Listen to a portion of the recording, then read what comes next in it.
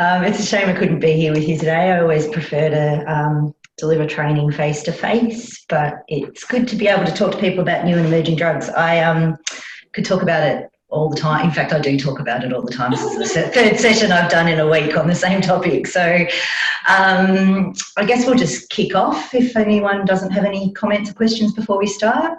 Do you want me to mute us? It might be easier while I'm talking if it's not a hassle for you. Just makes it a little easier to stay focused. So if anyone has a question they want to ask, just give a hoy. And I'll put, yeah, beautiful. Thanks, Rita. Awesome. Well, thanks for having me, guys. I hope you're having a good meeting so far.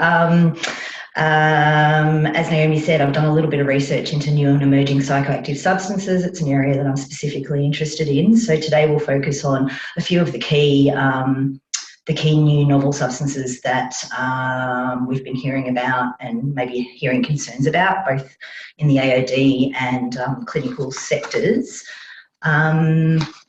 Before we kick off, I just want to, oh, hang on.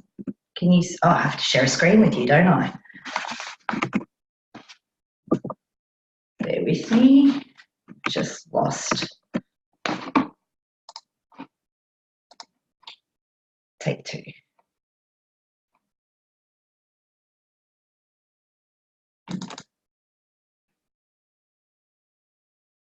Are you seeing a full screen slides? No.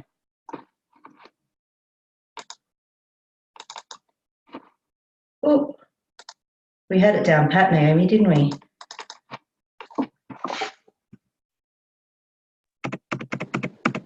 Ooh.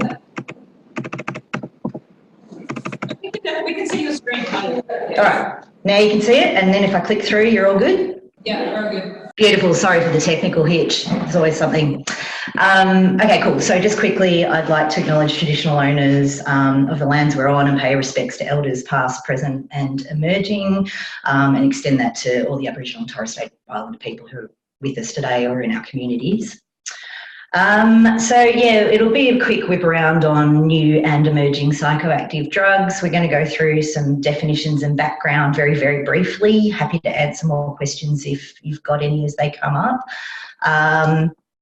And then just look at some of the common classes of new psychoactives, what we know in terms of dependence and withdrawal, which is obviously not a lot given that some of these are quite new things that have appeared on the market quite rapidly in the last decade or so, and the key messages for responding.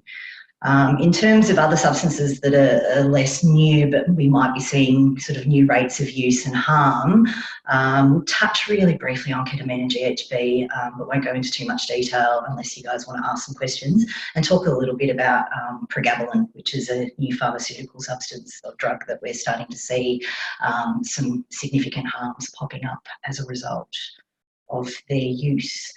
And then I'll link you through to more information where you can do a little bit more homework, because there's some really good resources out there. But the research we've been doing, certainly in my master's project, has sort of identified that AOD workers are not feeling specifically confident or knowledgeable about the issue or where to go for good information.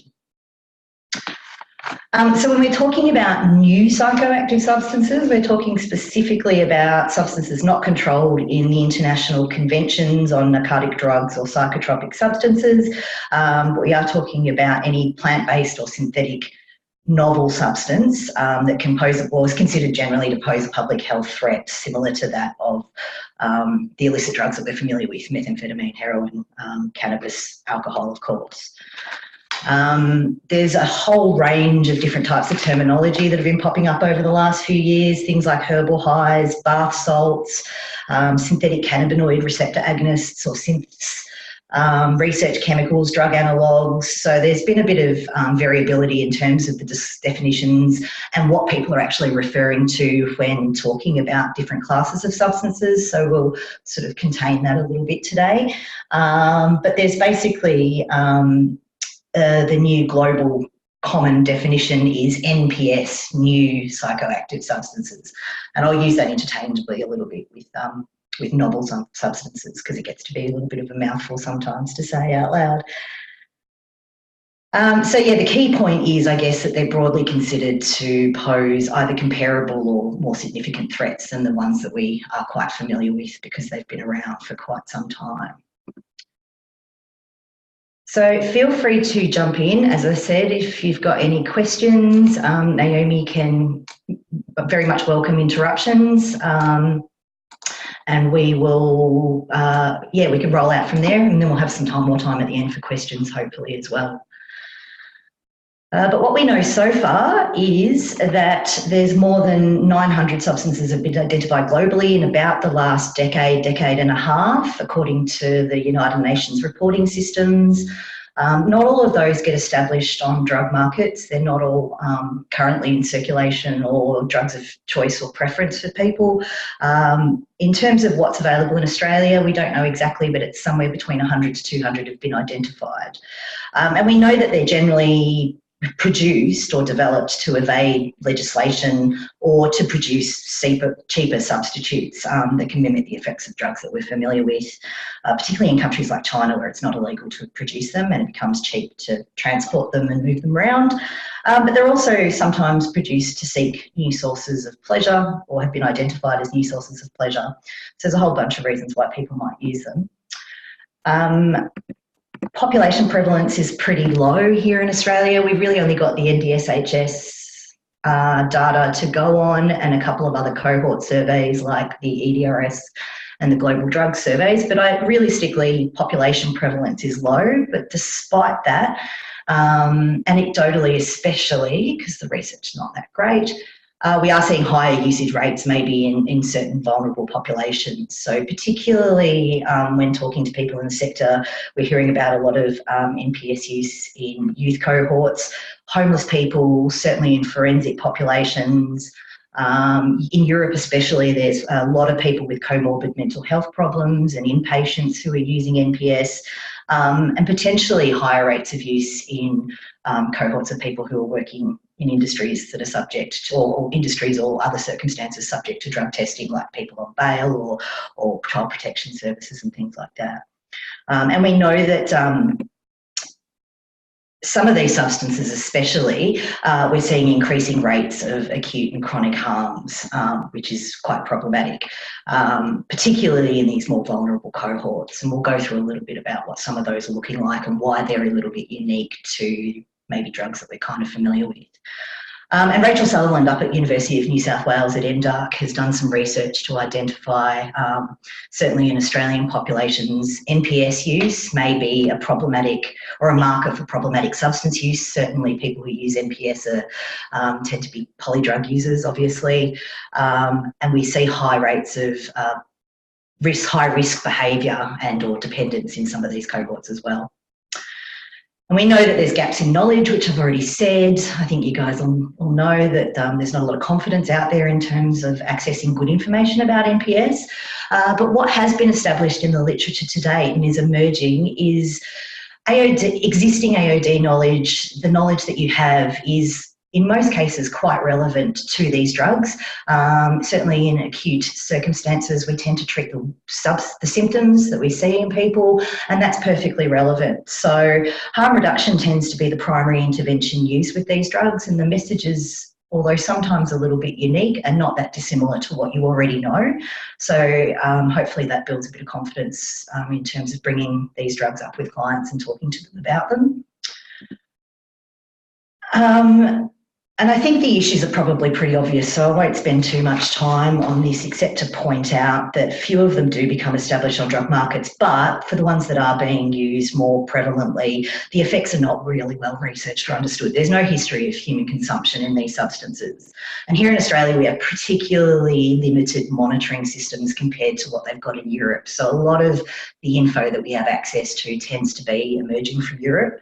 We've got really ambiguous legislation where it varies from state to state. Here in Victoria, there is a statewide ban on all psychoactive substances with any psychoactive effect except for tobacco, coffee, food, alcohol. And that may have removed it from shop fronts and things, but there's problems there in the ambiguous legislation because people tend to have perceived misperceptions about safety and or legality of these substances because of this sort of ambiguous status. And people might use them for a lot of other reasons that we've touched on: avoiding drug detection, accessibility, price. Some of them can be very, very cheap, and to seek out new experiences. And I also just want to point out that there is a cohort, or it seems that there may be quite a significant cohort of people who use NPS who don't necessarily present to AOD treatment. They might not see AOD traditional services as relevant to them. So there's an opportunity for us to deliver harm reduction information, I guess, outside that normal model, and to maybe utilise more harm reduction peer support type models as well. And of course, we aren't able to account for the amount of these substances that are being used as substitutes for more traditional substances like MDMA or methamphetamine or cannabis, and that doesn't account for the chronic harm or the acute harms that people experience if they're using them unintentionally. So it's a really key matter with certainly some of the more stimulant type substances that are out there. So you guys will be very familiar in terms of how we tend to classify drugs in the AOD sector. It's obviously quite useful to classify them according to their central nervous system effect. It's not that dissimilar in the NPS field to look at them in terms of their stimulant hallucinogenic effects. Cannabinoids get their own group because certainly in this synthetic class we see really unique effects and certainly a unique withdrawal syndrome as well that's very distinct from normal cannabis. I have linked, or I've sent to Naomi and can link you guys to some of these fact sheets that I'm popping up here, because they can be really good quick resources for you to get a feel, because a lot of the drugs are talked about in terms of their chemical structure as well, but those different chemical structures tend to still fall within the normal psychoactive effects that we're quite familiar with already. And I just want to point you towards the new ADF resource. They've got this lovely online interactive drugs wheel that breaks things down a little bit, or teases it out a little bit more than the basic stimulant, depressant, hallucinogenic, and sort of some of the more common NPS are listed in that. So that can be really good to just click in online and navigate your way through if you're looking for specific information there. So unless anyone's got any burning questions or desires, we'll launch right in. We're all good, yep. So I guess one of the most common NPS that or one of the first NPS that really emerged onto markets and we started to see some negative harms are with synthetic cannabis. Originally designed to mimic or produce the similar effects to THC, been sold online since about 2004, really hit Australian markets in WA, was very popular in mining industries where people could smoke it, experience a cannabis-like effect, but obviously not test positive if they were being tested in the workplace. WA was the first place to ban some of the synthetic molecules that came up as a result of the mining industry getting wind of these being used in lieu of normal cannabis.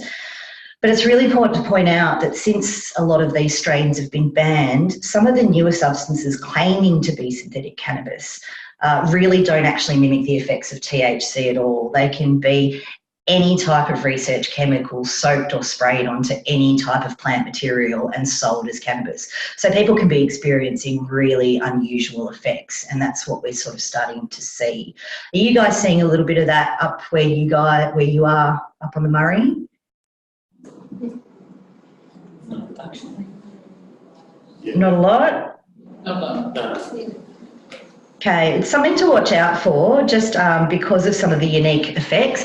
Realistically, instead of the normal traditional effects you'd see with people using cannabis and withdrawal, what we're tending to see with these guys are short-term effects and harms that tend to mimic more what you would see with methamphetamine and other types of stimulant use. So cardiovascular issues, agitation, at the extreme end, sometimes seizure or stroke. Certainly we do typically might see, particularly in withdrawal or toxicity overdose, really intense nausea, vomiting for hours and hours on end, and that can be really problematic, and longer-term acute kidney injuries. So obviously it does have that really different risk profile to what we're used to with normal cannabis. In addition to that, the strength of these substances can be really variant from batch to batch, but even within the same batch that someone's bought, which makes it really hard to predict what those effects will be, even from bong to bong, joint to joint. We'd really recommend people don't smoke synthetics in bongs. If they can, as a harm reduction message, to mull it up evenly before smoking any of it, spread it out, dilute it, ideally not in tobacco for obvious reasons, but with some other substance, rather than smoking it straight. Because of that volatile toxicity that can sometimes happen when some of these unknown chemicals are combusted. And the other thing that's probably critical to point out that's starting to emerge in the literature is it's being reported from people who are using or withdrawing from these synthetic cannabinoids that it's really, really unique. Withdrawal can kick in after sort of as soon as 2 days of ceasing use, which is much quicker than what we would normally see. We do often see that stomach cramping, insomnia, paranoia, agitation, sometimes aggressiveness and psychosis. So you are coming across people who are looking at withdrawing from synthetic cannabinoids, we really would recommend exploring a detox stay, residential, if possible, obviously not always the case in a remote area, but certainly under some sort of more significant medical management to make sure that somebody is being monitored so that if there are any negative side effects that they can be addressed appropriately. Dosing should be extremely small. The literature absolutely recommends that people do not use these substances if they have pre-existing heart conditions or mental health diagnoses because of the risk of exacerbating any underlying vulnerabilities. This is just a slide that looks at intoxication and withdrawal that's been identified vaguely anecdotally, but is also popping up in the literature. Stephen Bright from WA has done a similar webinar to the one we're doing today, but has a slightly different take. But he's put together this slide to show the symptoms that are underlined as being ones that you wouldn't normally see with cannabis. So I guess the take-home message is that there is that really unique syndrome going on. That being said, for most presentations that come to an emergency department, certainly in Australia, many are resolved within 8 hours of giving people something to calm them down, lots of fluids, maybe benzodiazepines, antiemetics to reduce some of that nausea and vomiting or cramping. And the severe adverse events, strokes and seizures and even deaths, are not that prevalent here in Australia. That being said, in New Zealand, there's been at least 70 deaths related to synthetic cannabinoids in the last 2 years. So they've actually declared a public health emergency, and that has actually prompted their referendum that they're having on either legalising or decriminalising cannabis. I think it's legalising. So that's sort of an interesting aside there. So before I move on from the cannabinoids, has anyone got any comments or questions? You can speak. Unmuted us. No questions. Treatment for the withdrawal symptoms, would you know? Look, if you look at certainly Turning Point's new guidelines, they're pretty vague because there isn't a whole lot of literature out there because there hasn't been a lot of cases. Ideally, you are going to treat the symptoms. So if somebody's, agitated, aggravated, you would, as normal, treat them with benzodiazepines if they have, but certainly have someone medical available to consult, particularly if it escalates to seizures. But generally, anti-nausea, antiemetics to reduce cramping would help. And it's symptomatic management, really. So it's not a unique drug-specific psychosocial protocol or anything like that. It's just monitoring for symptoms and then addressing them if and when they arise. Does that kind of answer that one? Yeah. Yeah. Thanks.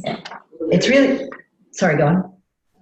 With the synthetic cannabinoid, a lot of people get the hyperemesis, which is the high prevalence of vomiting and nausea, and they can't keep the anti-nausea medication down, and it's a waste of time giving them the benzos because they'll just bring that straight back up. Well, that's a good point. Yeah. Whether, look, I'm not medical. I don't have a clinical background, but whether that would mean, you know, an intravenous infusion, if that's appropriate, again, that would be something to consult medically as the symptoms arise.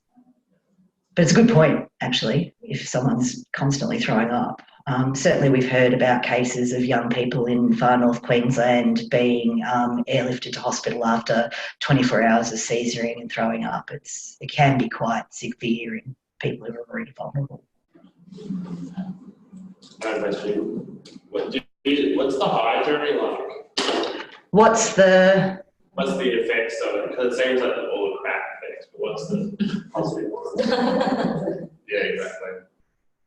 I missed that a bit, Naomi. Do you mind repeating? Not like a normal cannabis high. It seems to be a little bit speedier. Yeah, so there's a whole lot of variable reports. Some people, it depends on the strain. Back in the day, chronic was quite like THC and quite a pleasant effect for most people, although there may not have been the same amount of sort of CBD to ameliorate some of those psychotic effects. A lot of people do report a speedier effect, which is, I think, where we get sort of misnomers that cannabis is being laced with methamphetamine and things like that, because any chemical could be in what's sold as synthetic cannabis, even within the same brand from batch to batch. The effects are really variable, but that's definitely something that we're hearing reports of. And quite a high dependence potential for a lot of people too. So they're building a dependence, a tolerance, and then they're experiencing a more significant withdrawal as a result. So I guess the best harm reduction message is if you can use normal cannabis, then that's going to be a safer option, better option for the desired effect. And when we ask people prefer to use normal cannabis. It's generally either accessibility, price, or avoiding drug detection that seem to be primary motivators for using it. A lot of population from 2013 to 2016, the NDS data, the population data certainly shows a drop-off in recent use. Even though an increase in lifetime use, a drop-off in recent use, which suggests that some of the legislation has maybe reduced access, but also that people weren't experiencing nice effects, so they were, not continuing on with use unless sort of motivated to do so. Thanks. Cool, cheers. So the next category are, depending on who you ask, phenethylamines or phenethylamines. So you guys might be familiar with that as a class of drugs. MDMA and methamphetamine fall under this category. Generally, they're stimulants with some kind of hallucinogenic effect or empathogenic effect.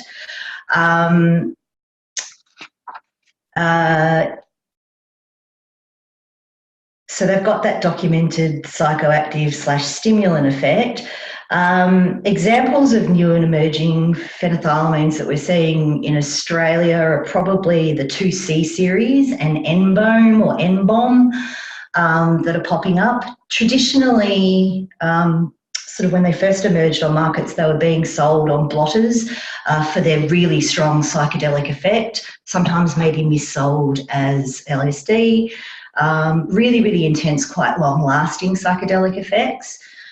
Which is fine if that's what you're out for and if that's what you're seeking, not so much if you're assuming that you're buying something else, which is probably what the most consistent problem with these particular class of new NPS is unintentional use, because now we're starting to see them pop up in crystals or powders or salts, more powders and crystals, where they're being missold as maybe MDMA, or quite more likely to be missold as MDMA, as a cheap filler, and or potentially as methamphetamine, but less likely so. So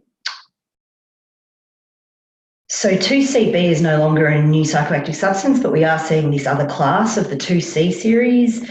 PMA, PMMA, not as prevalent here in Australia, but we're certainly hearing about it being around. Very, very strong, very potent, very toxic, uncomfortable effects at quite small doses. So if people are sort of expecting maybe MDMA, the effect isn't kicking in, and then they redose, they're at very, very high vulnerability of toxicity at quite low doses, I think as low as sort of 10 milligrams in some cases, which is quite problematic, obviously, if the ideal dose of MDMA might be 80 to 120 milligrams, depending on size and experience. What we're actually sort of seeing as well, certainly in anecdotal reports, that people have a much lower threshold for them, particularly if drugs like M-Bomb are snorted.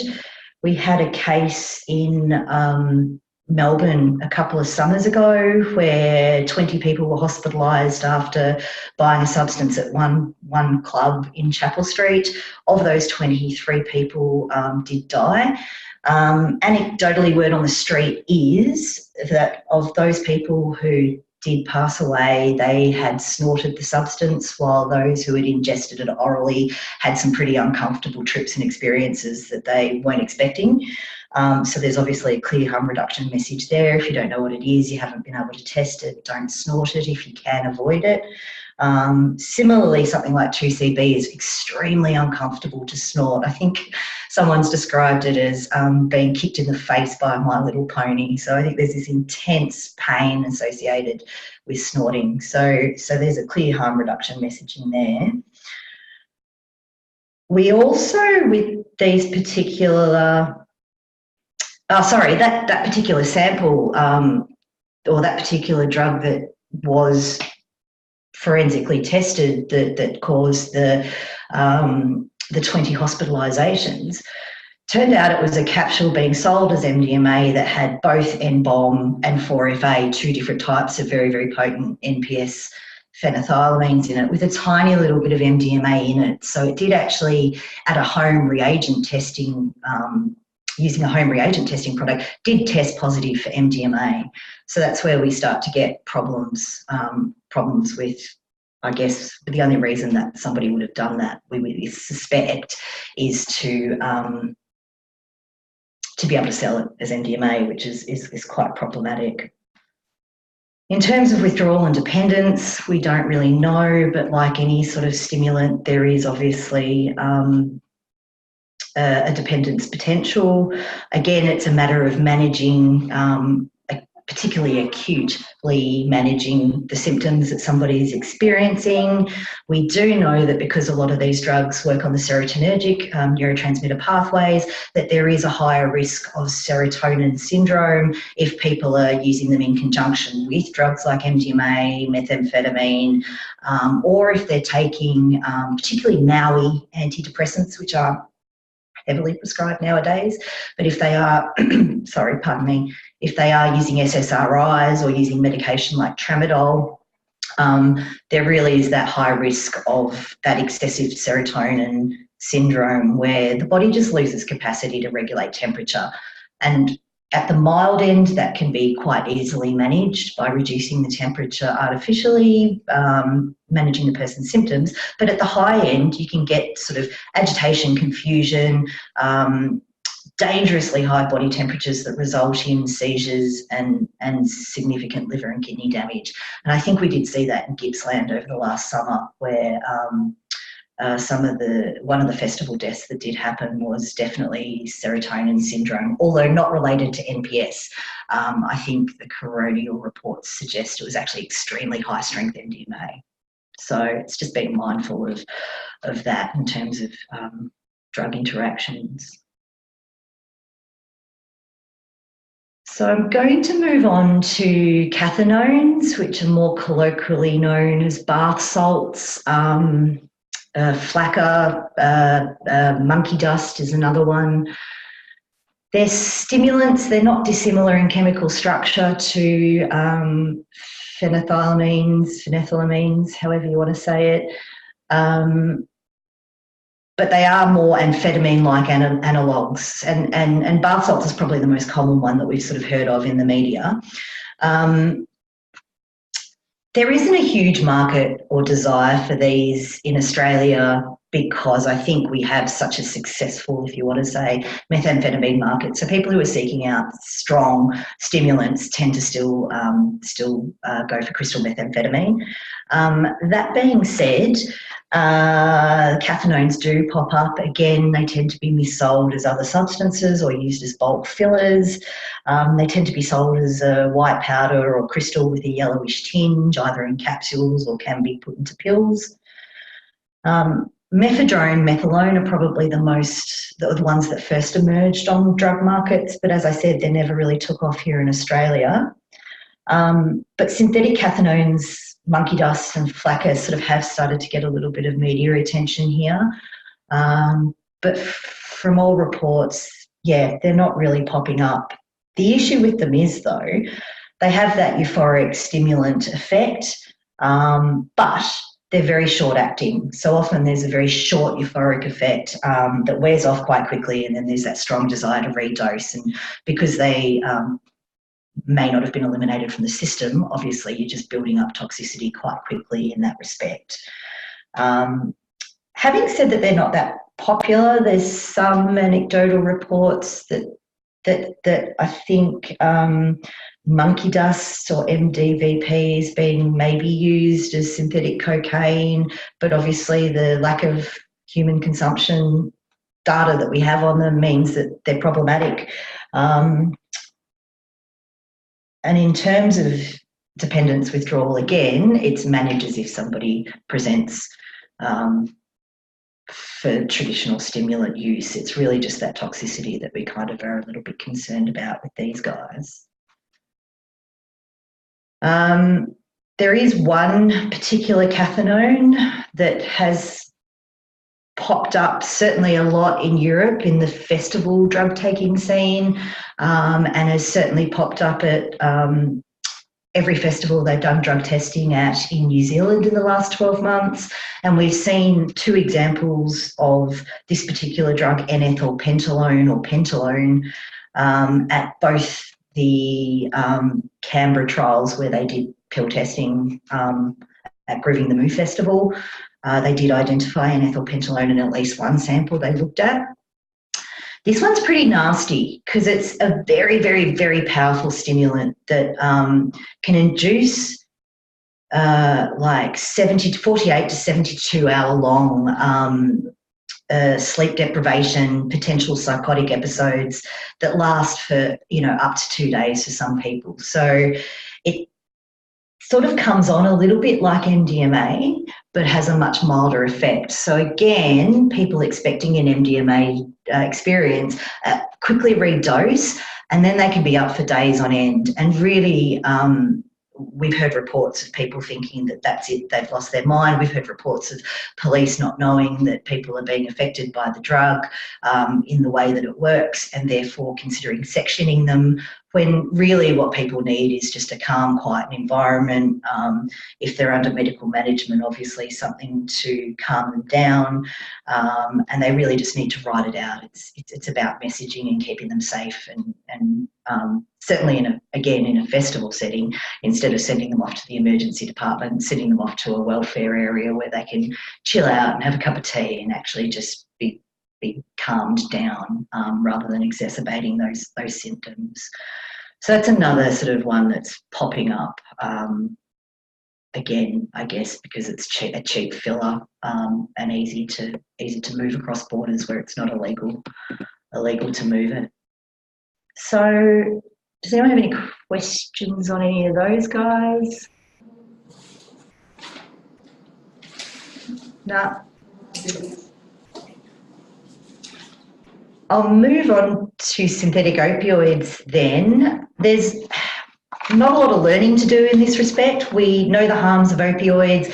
These are just very, very strong opioids that don't derive from natural opium, morphine or codeine, like heroin that we're familiar with. Examples are obviously fentanyl, pethidine, methadone, other substances. The issue with them, though, as you can sort of see from the picture on the screen, it compares the dose, say a desired dose of heroin versus how much fentanyl or how much carfentanil would be needed to get that same effect. So you can see that they're extremely potent. Fentanyl itself is 50 to 100 times more potent and 200 to 500 times more rapidly absorbed than morphine. So we've got this really fast onset of action, and obviously that increases the risk of overdose and or fatal overdose, and those overdose, the timing of an overdose or responding to it can be really, really time critical. So we've got this faster action and much less time. So in terms of management, obviously, number one thing is to try and get somebody breathing, but also if administering naloxone, it might be a matter of minutes, 1 to 5 minutes that you've got to reverse an overdose, rather than 30 to 40 minutes like you might have with somebody who is experiencing a heroin-related overdose. Despite maybe what the media might have us believe, in Australia there isn't a lot of illicit fentanyl drug seizures. There isn't a lot of examples of fentanyl being sold on the markets other than diverted fentanyl patches, surgical patches or cancer pain, usually prescribed for surgery, post-surgery or for cancer pain. I think 1 or 2 border seizures have happened sort of in the last few years. That being said, certainly New South Wales Health recently responded or put out an alert because there had been an overdose where carfentanil had been implicated. So we do need to be really careful. We don't have the crisis that we're seeing in the USA at the moment, but reports from researchers who are looking closely at the data are suggesting that we might be 5 or 6 years behind and are experiencing a similar upward trend, even though it might not necessarily be as extreme as what the USA and Canada are seeing. That being said, use certainly at the Sydney injecting facility increased tenfold between 2012 and 2015 in terms of fentanyl use, but the numbers are very low. That said, overdose is twice as likely for somebody who's using fentanyl, whether they're using it intentionally or unintentionally. So I know that both injecting facility centres in Victoria and New South Wales are monitoring really carefully for trends in fentanyl use. So it's something to be mindful of, and that even though pharmacologically naloxone works as it would for any other opioid overdose, higher doses might be needed, which obviously there's implications of giving a very high dose of naloxone and sending someone into instant withdrawal. And we think that maybe some of the failures to reverse a fentanyl overdose have been to delayed administration rather than it not working pharmacologically. So yeah, there's that key message in terms of intervening and monitoring the drug markets to make sure that we're ahead of the time. And I think that the number one message there is everybody should be carrying naloxone, whether they're illicit drug users, whether they're prescribed opioids, whether you're in contact with members of the community who are one or the other. And I'm certainly, if you guys don't have access to free naloxone training or dispensers, more than happy to point you in the right direction. Essentially, the most up-to-date resource for finding that out is probably Pennington Institute's website.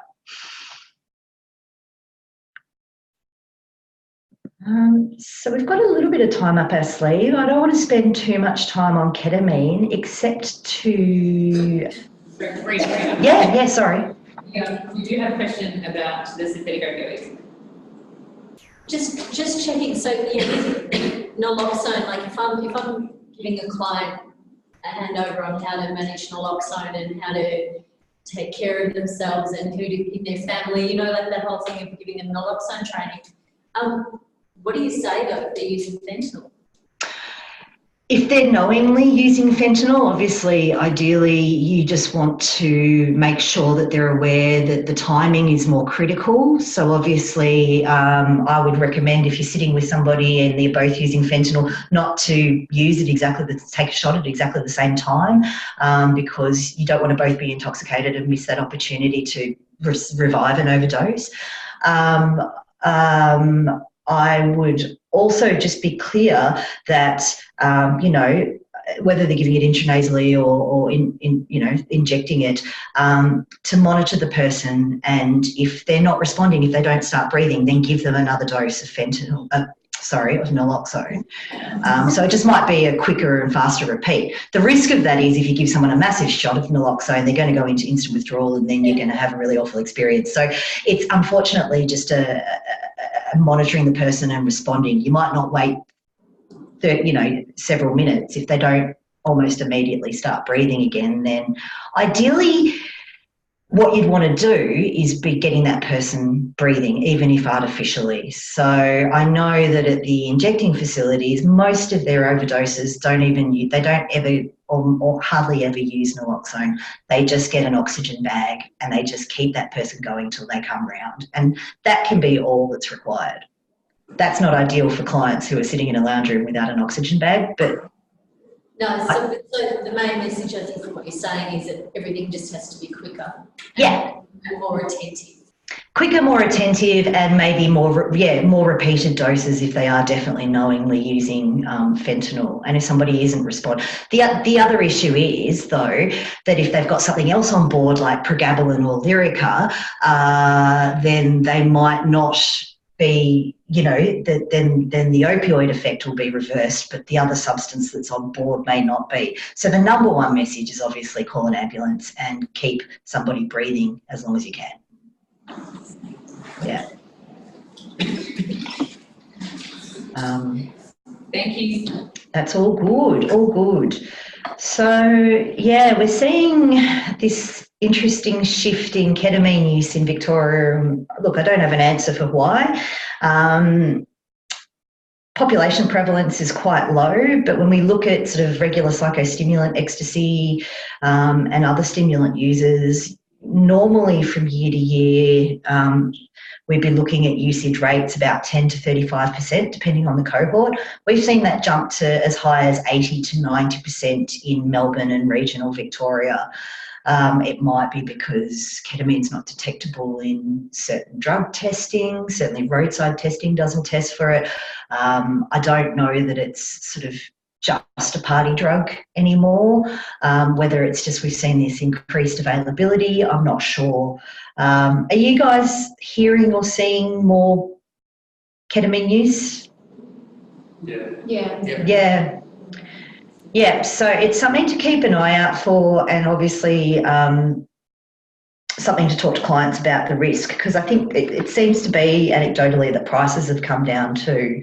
And certainly managing it is no different. Yeah, managing it is as per normal withdrawal guidelines.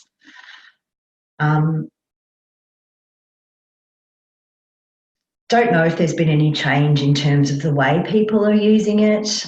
We know 90% of people will snort, and that has sort of a 5 to 10 minute onset versus, roughly 2% would report injecting it. So I'm not sure if there's any change or shift going on there, and I'd be interested if you had any comments. No. Cool.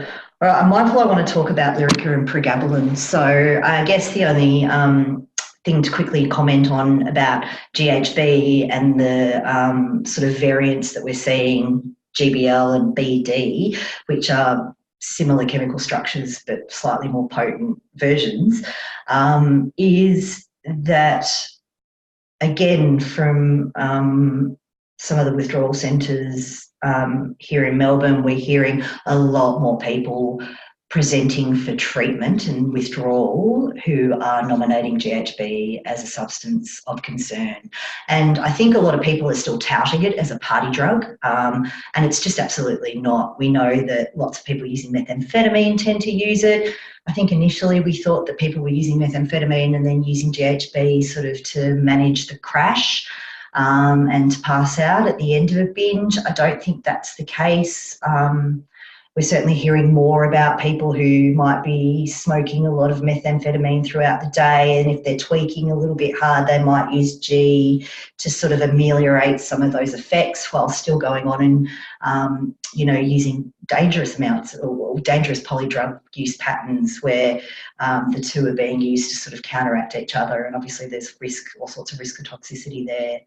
And as I think you would all know, obviously dependence potential is really high. Withdrawal happens as quickly as 1 hour in some people, but certainly within a day, and it definitely requires medical management, like you'd medically manage benzodiazepine or alcohol withdrawal.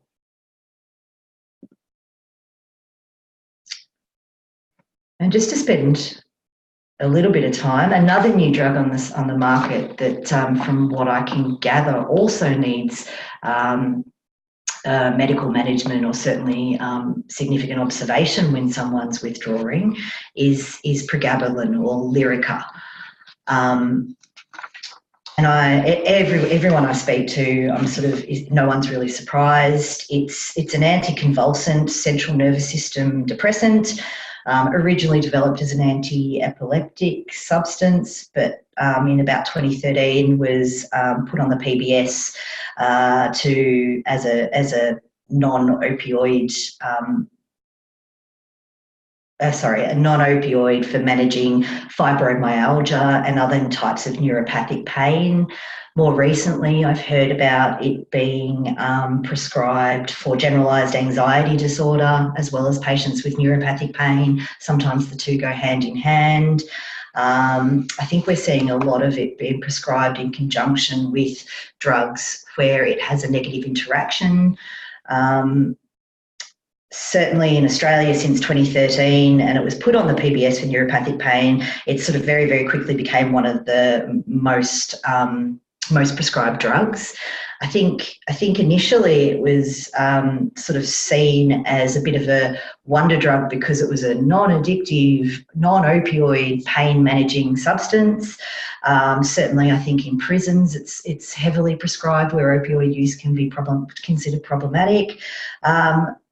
The problem with it is there's a huge growing black market for using it. It is getting a really strong reputation as being quite euphoric if used in high doses and used in conjunction with other drugs like benzos and opioids to exacerbate the high that people are feeling. And because maybe these might be long-term users, they're getting this new kick, this new effect that can be quite intense.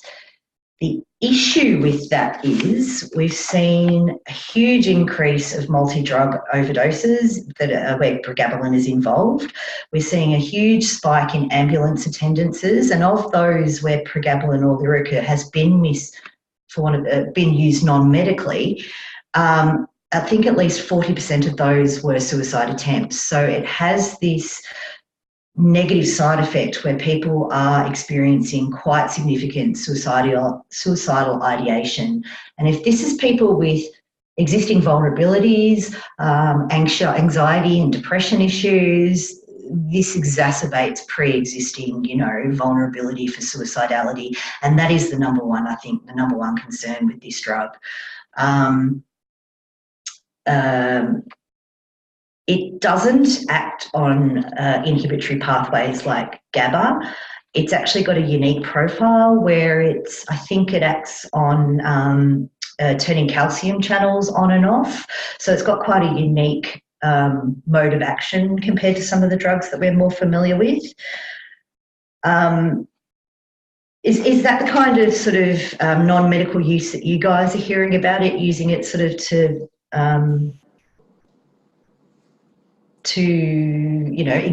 exacerbate a sense of euphoria with other drugs?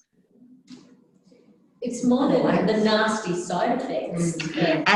And people have been, because it's being so heavily prescribed, because I think GPs are sort of, or not just GPs, but general prescribers in general, have seen it as this wonder drug for neuropathic pain, for people who are experiencing chronic pain. They're prescribing it, but they're prescribing it in conjunction with a lot of substances, a lot of other drugs that it's contraindicated with. I had a look yesterday, and it's contraindicated with a severe warning with Suboxone, certainly, and Subutex, which is something I didn't realise. And the list of moderate to more severe, less than severe, drug interactions, there was 231 drugs on that list, and most of them were opioids, antipsychotics, anxiety substances. And if it's being prescribed for generalised anxiety and pain, there's a high likelihood that there is this contraindicated prescribing going on. And I think that might be, this is completely anecdotal, but I think that might be what's exacerbating those awful side effects, particularly the suicidal ideation. Yeah. So I do assessments and I write down Lyrica as a prescribed medication just about every week. About how often? About every week. So Wow. 10 assessments. Yeah, so it's a huge public health issue, I think. It's not currently on SafeScript. I think there is serious discussions about adding it to SafeScript, but then that's not necessarily going to flag an interaction. But yeah, it's really concerning that lots of people are coming across it, and lots of people are having really horrible circumstances. I think it's about getting good messaging across to clients who are using it, and the risk of dependence, because also, in addition to the nasty side effects, is people have suggested that Nico Clark, who used to be an addiction medicine specialist at Royal Melbourne and is now managing the injecting facility, says it was more in line with alcohol or benzodiazepines in terms of withdrawal, so requires similar strategies. A slow, careful tapering off the drug is required, and or a range of assisting medication, which, depending on what other drugs this person is using, needs to be carefully considered. If you suddenly stop, you may have seizures, or you're at risk of becoming quite delirious, and obviously there's significant risks there, and risks of people driving as well, particularly if they're being prescribed Seroquel and Lyrica, or are taking opioids for pain and things like that.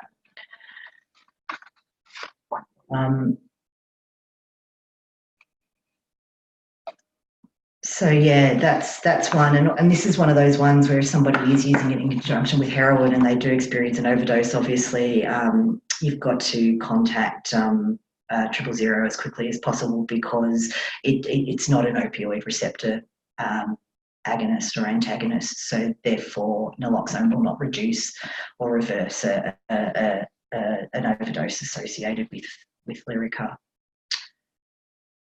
So I think we've sort of touched on. We have a question, Rita? Yeah, sure. Yeah. What can be used with Lyrica for overdose? I don't know the answer to that. I'm afraid. I can certainly do a little bit of homework and come back to you guys, hopefully before you finish up today, if you'd like me to have a look and see.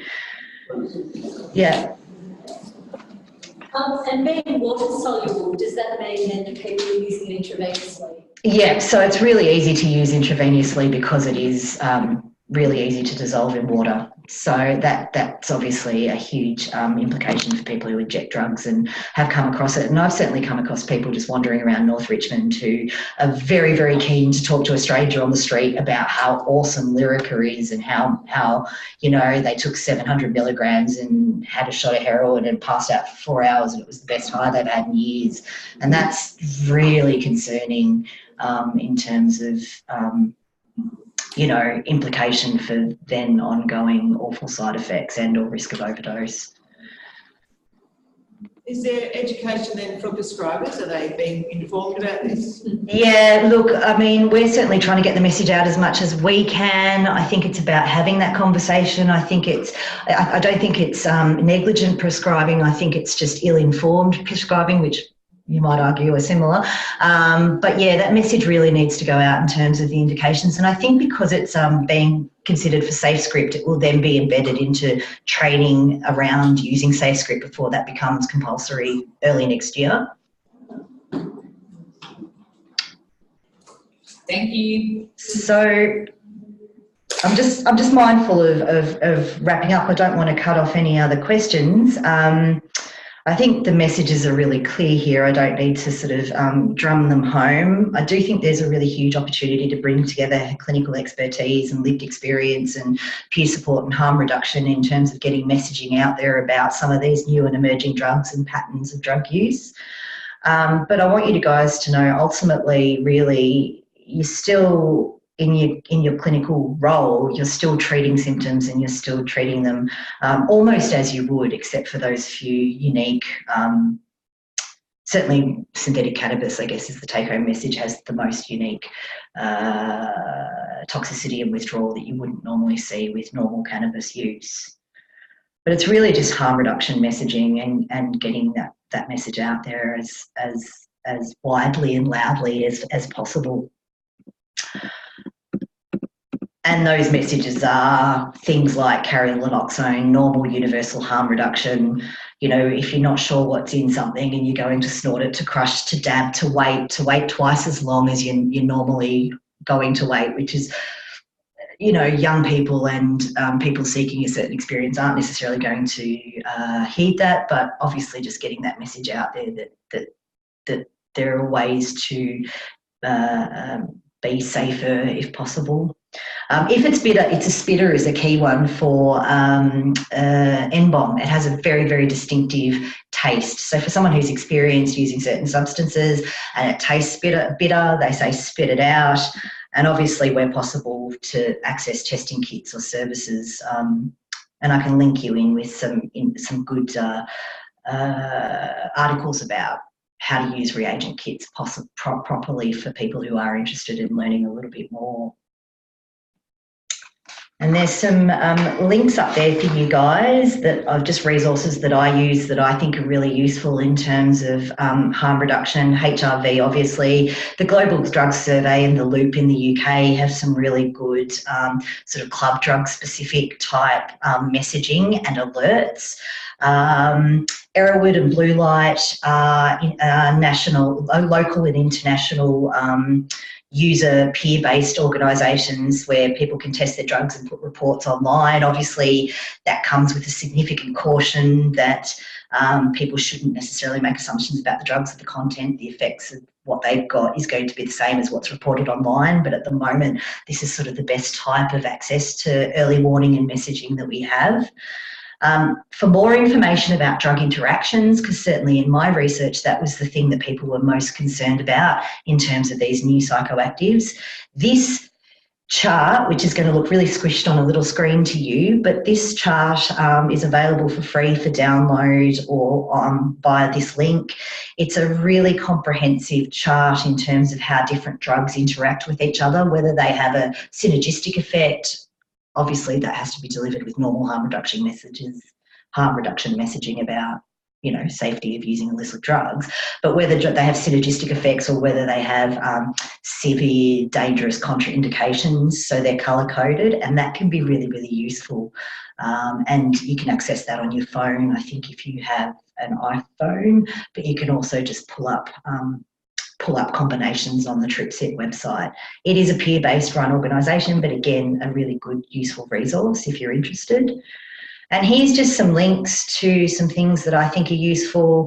The fact sheets are, we can email to you, but there's a clinical, the Neptune e-learning modules if you're specifically interested in certain types of substances. That is a UK-based, really comprehensive online learning module for more info.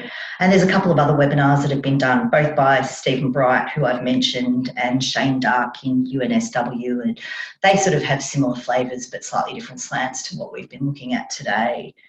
So that's it for me. If anyone's got any questions or concerns, I'm happy to have a quick chat.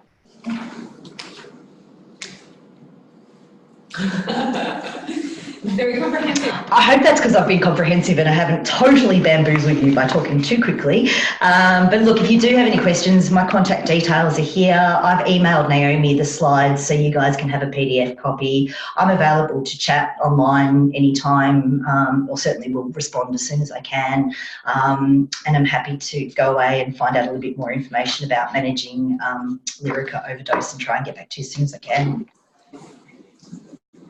Thanks so much, Rita. Perfect, no worries. Have a great rest of the day, guys. It looks like it's beautiful weather up there, so we will enjoy and we'll catch you next time. Great, thanks so much. Thanks, guys. Bye-bye. Have a good